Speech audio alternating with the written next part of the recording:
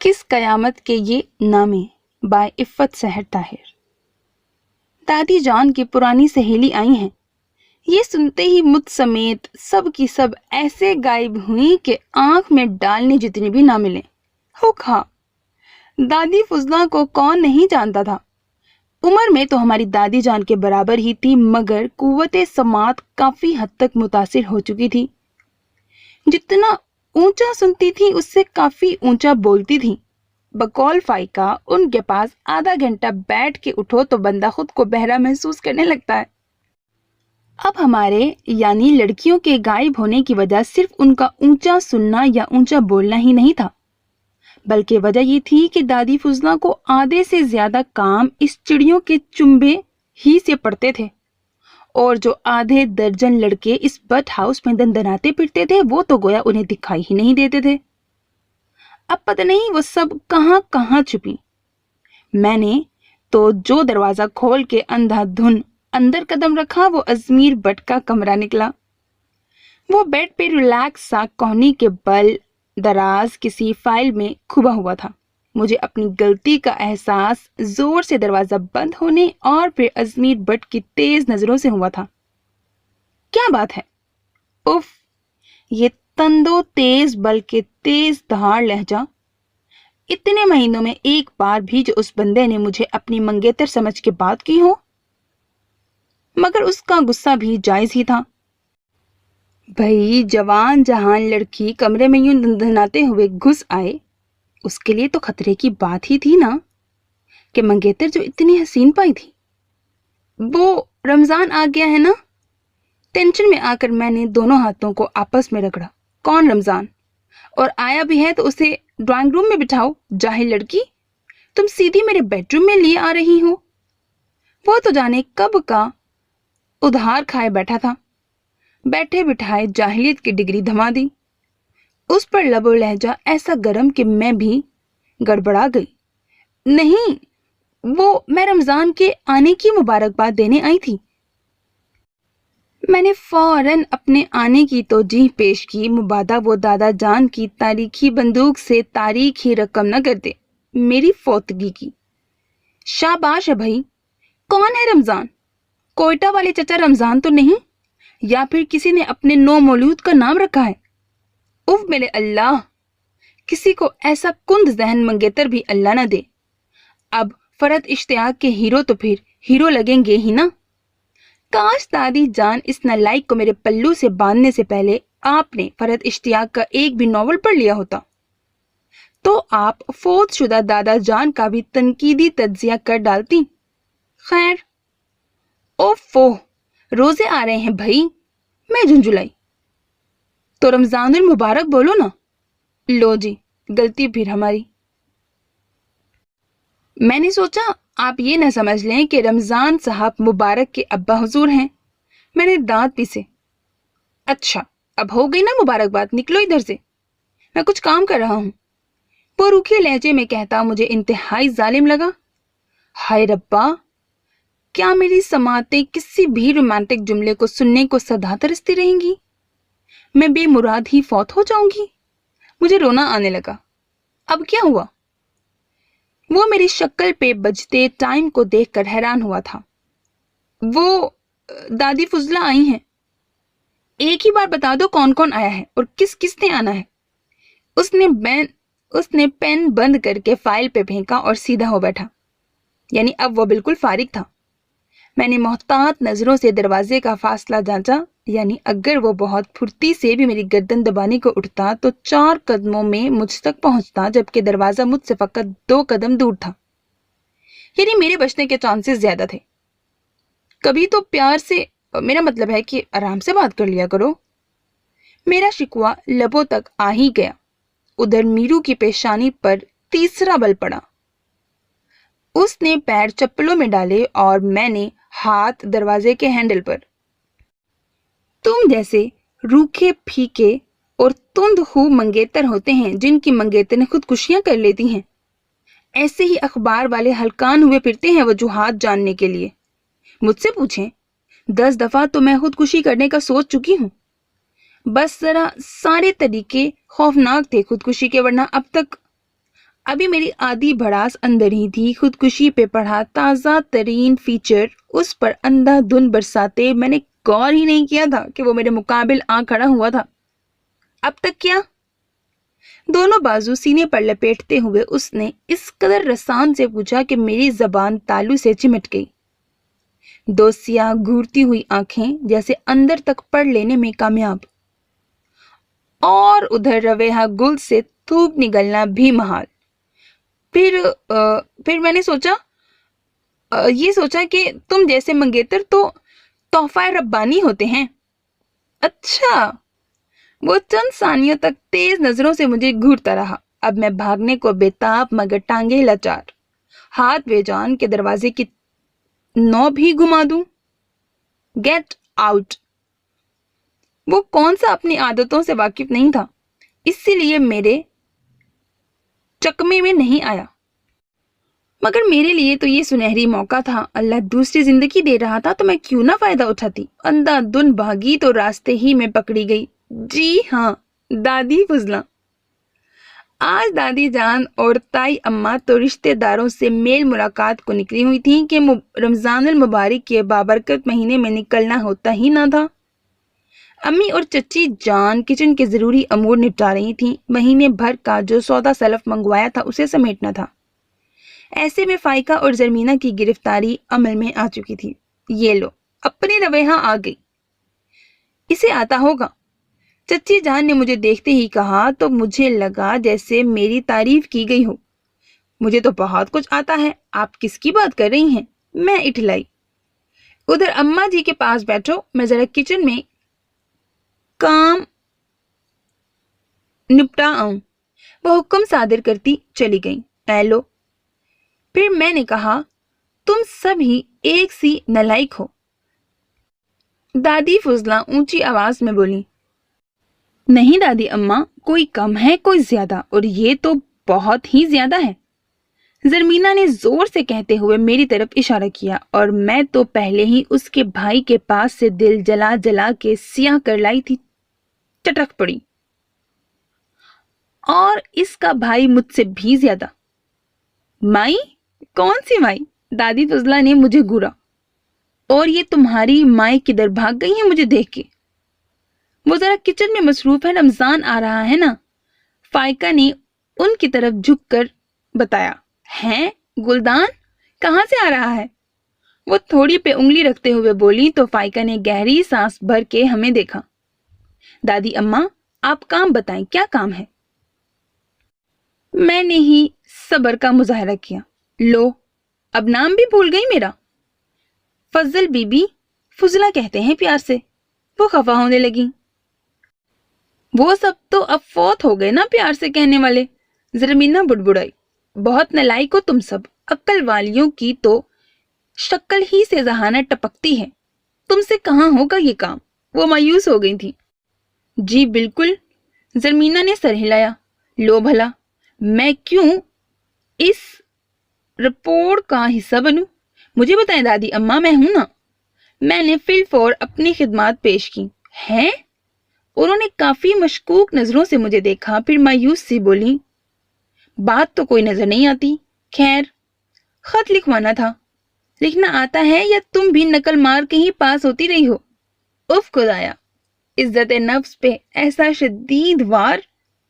لو، ایسا ویسا؟ میں اگر پہلے پیدا ہوئی ہوتی تو مرزا غالب کو کورس میں میرے خطوط پڑھنے پڑتے۔ فائقہ اور ارمینہ کو ہنسی کے ساتھ ساتھ کھانسی کا دورہ پڑ گیا۔ ان کو کیا ہوا؟ انہوں نے حیرت سے ان دونوں کو دیکھا۔ کچھ نہیں دادی اماں، ان کے دماغ کے پیچ کسنے کا ٹائم ہو رہا ہے۔ میں نے کوئی پرانا بدلہ چکایا۔ اے لو، انہوں نے ہنسنے کا بھی ٹائم رکھا ہوا ہے۔ وہ اور حیران ہوئیں۔ دادی اماں، ہنسنے کا نہیں، پیچ کسنے کا۔ خیر چھوڑیں، میں تو ابھی سے آدھی ہلکان ہونے لگی تھی۔ آپ یہ بتائیں، خط کس کو لکھوانا ہے؟ زور سے پوچھا تو گلے میں خراش پڑ گئی۔ کھانسی کا دورہ پڑا تو مینا کے ایک گلاس پانی پلانے سے ہی ٹھیک ہوا۔ تمہاری تو صحت ہی نہیں ہے خط لکھنے والی۔ وہ میری طرف سے خاصی مشکوک ہو چکی تھی۔ دادی اماں، خط لکھنے کے لیے صحت کی نہیں عقل کی ضرورت ہوتی ہے۔ جو ان کے پاس تو نہیں مگر میرے پاس بہت ہے، میں اترائی۔ کتنے دنوں سے آئینہ نہیں دیکھا جناب نے؟ فائقہ نے دانت پیسے۔ اس انگلش میڈم بیچاری کا اردو کے خطوں سے کیا واسطہ؟ اچھا خیر، میں نے اپنے پیر صاحب کو خط لکھوانا ہے۔ وہ قدرے مایوس ہی تھی۔ یہ لو بچوں جی۔ زرمینہ اور فائقہ کو شاید وہ پہلے بتا چکی تھی، تب ہی وہ ہنسی۔ پیر صاحب؟ میں نے دہرایا۔ ہاں، پیر برکت شاہ صاحب، چواکڑیالہ والے۔ وہ تفاخر سے بولی تو اس قدر باروب نام سے ہی مجھ پر تھرتھری طاری ہونے لگی۔ پہلے جب میری بہو مجھے تنگ کرتی تھی تو انہی سے تعویذ منگوا کے میں نے اسے سیدھا کیا تھا۔ ایسی فرما بردار ہو گئی تھی میری کہ میں کیا بتاؤں۔ ان کے دادا، کون نہیں جانتا انہیں، اللہ بخشے، ساری عمر مجھے سانس کی کمی محسوس نہ ہونے دی انہوں نے۔ غصہ ایسا کہ الامان الحفیظ، مگر پھر میرے ایسے بالا و شیدہ ہوئے انہی کے تعویذوں کی وجہ سے۔ اور اب میری بہو بڑی بدتمیز ہے، اسے راہ راست پہ لانا ہے۔ وہ بتا رہی تھیں، ان کے انداز میں بے حد یقین تھا اور میرے ذہن میں فلم چل رہی تھی۔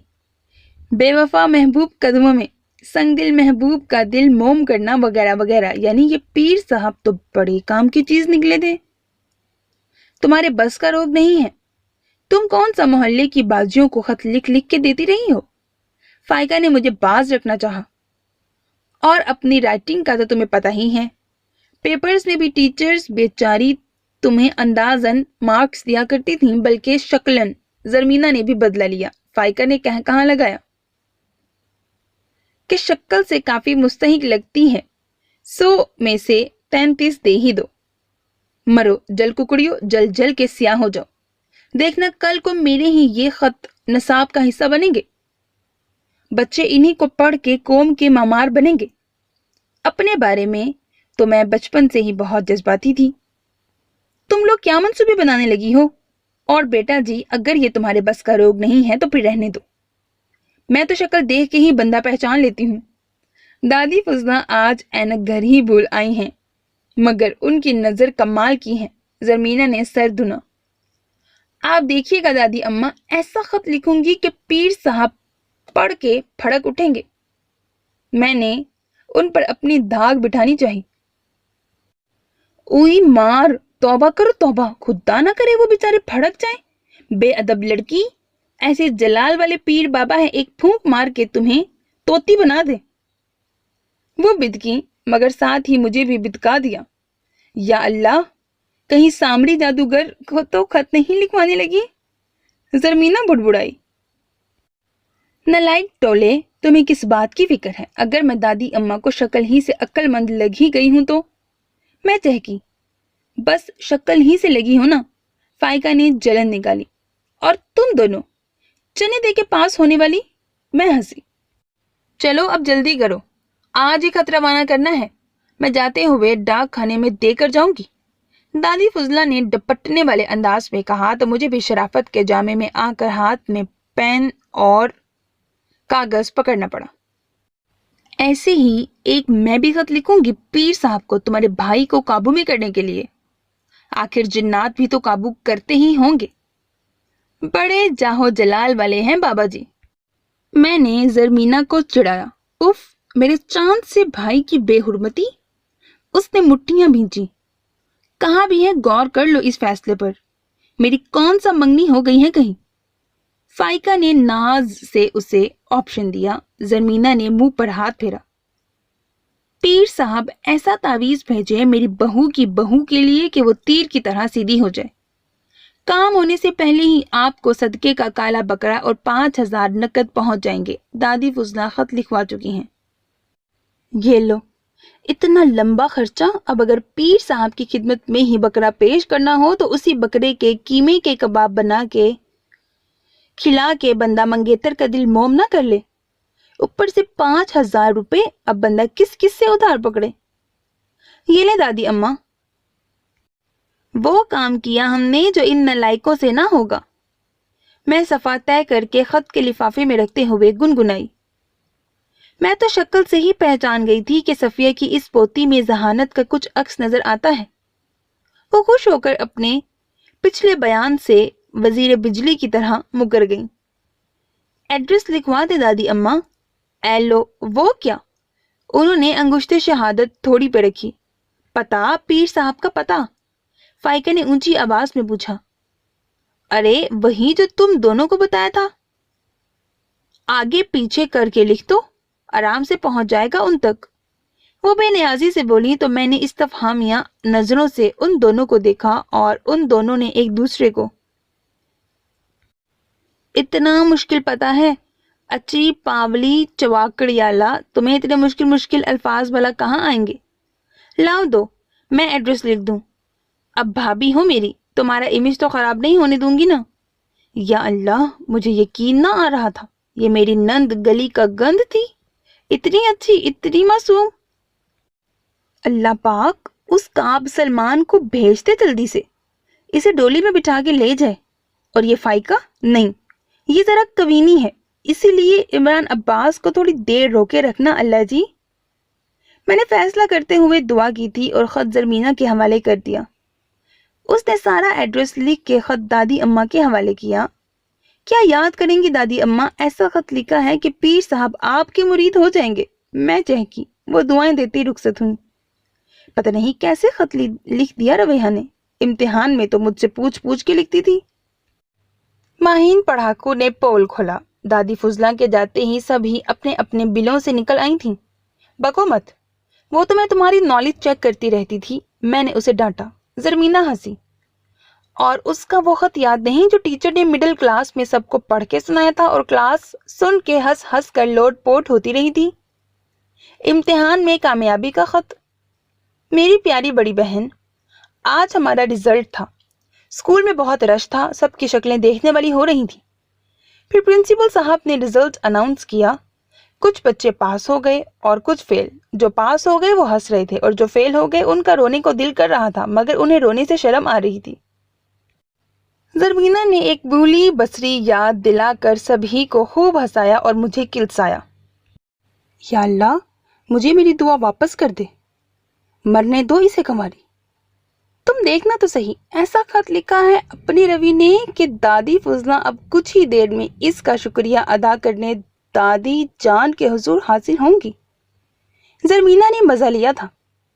میں نے فائقہ اور زرمینہ کی شکلوں سے اندازہ لگانا چاہا، پتہ نہیں زرمینہ واقعی پیرنی ہو گئی تھی۔ شام کو اطلاع ملی کہ دادی فضلہ پھر موجود تھیں دادی جان کے پاس اور مجھے بلایا جا رہا تھا۔ یہ لیں دادی اماں، آپ کا مجرم حاضر ہے، زرمینہ کلکلائی۔ تم نے خط لکھ کے دیا تھا فضلہ کو؟ دادی جان نے مجھے گھورا۔ اس قدر بہترین الفاظ میں آپ خود سوچئے دادی جان، اور اس گھر میں اس قدر ذہین اور ذی شعور کون ہے جو ایسا نادر و نایاب خط لکھ سکے؟ سن رہی ہو صفیہ کیسے اترا رہی ہے؟ اپنی خوبیوں پر تمہاری پوتی، زمانے بھر کی ذہانت اسی میں کوٹ کوٹ کے بھری ہو جیسے۔ دادی فضلہ اتنی کراری کواڑ میں بولتی تھی، بندہ کنفیوز ہو جاتا تھا، آیا ڈانٹ رہی ہیں یا تعریف کر رہی ہیں؟ مگر میری ذہانت کا ذکر ہو رہا تھا تو یقیناً تعریف ہی کر رہی ہوں گی۔ سو میں نے بتیسی کی نمائش جاری رکھی، مگر باقی سب گروپ کے دانت کیوں چمک رہے تھے یہ میری سمجھ میں نہیں آ رہا تھا۔ سب ہی ایک سے بڑھ کر ایک جل ککڑیاں تھیں، پھر میری تعریف پہ خوشی کا اظہار۔ بس دادی اماں، خدا کی دین ہے، غرور نہیں ہے، وہ چٹک کر بولی۔ ایڈریس کس نے لکھا تھا؟ دادی جان نے سنجیدگی سے پوچھتے ہوئے مجھے گھورا۔ اوفو، اب آیا ماجرا سمجھ میں، یہ خبیث زرمینہ ہے نا؟ ذرا سی لکھائی کیا اچھی تھی، ساری تعریف سمیٹنے لگی تھی۔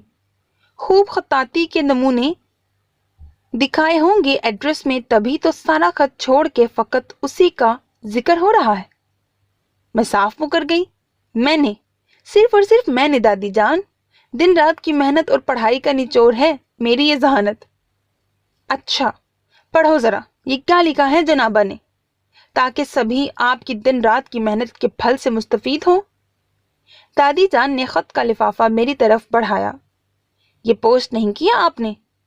میں نے چونک کر دادی فضلہ سے با آواز بلند پوچھا۔ نہیں، اتنا نادر و نایاب خط اپنے پاس رکھوں گی تعویذ بنا کے؟ وہ شاید مارے خوشی کے لرز رہی تھی۔ ارے دادی اماں کیوں شرمندہ کرتی ہیں؟ ایسے نادر نمونے جب جی چاہے مجھ سے حاصل کر سکتی ہیں آپ۔ میں نے عاجزی کا مظاہرہ کرتے ہوئے کھنکھار کر گلا صاف کیا اور ایڈریس پڑھ کر دادی جان کو سنانے لگی۔ پیر برکت علی شاہ صاحب، اونچا لمبا سا قد، سیاہ رنگ، چیک دار دھوتی اور بنیان میں ملبوس رہتے ہیں، پیروں میں بدرنگی ہوائی چپل، چواکڑیالہ، اچھی باولی سیال کوٹ۔ پڑھتے پڑھتے میری آواز بیٹھنے لگی۔ زرمینہ تیرا ککھ نہ روے۔ میرا دل کرلایا۔ ہمیں تو یہی سب بتایا تھا، آگے پیچھے کر کے یہی تفصیل بنتی تھی۔ زرمینہ ہنسی۔ ہاں تو بیٹا جی، پیر صاحب سے تعویذ منگوانا تھا یا ضرورت رشتہ کا اشتہار دینا تھا؟ دادی جان مجھے گھور رہی تھی اور میں اپنی نند گلی کا گند کو صاف کرنے کے طریقوں پر غور کرتی مسکین شکل لیے کھڑی تھی۔ So میرے عزیز listeners, that was the end of this part. Hope that you like it. اپنا بہت خیال رکھیے گا نیک تمناؤں کے ساتھ۔ اللہ حافظ۔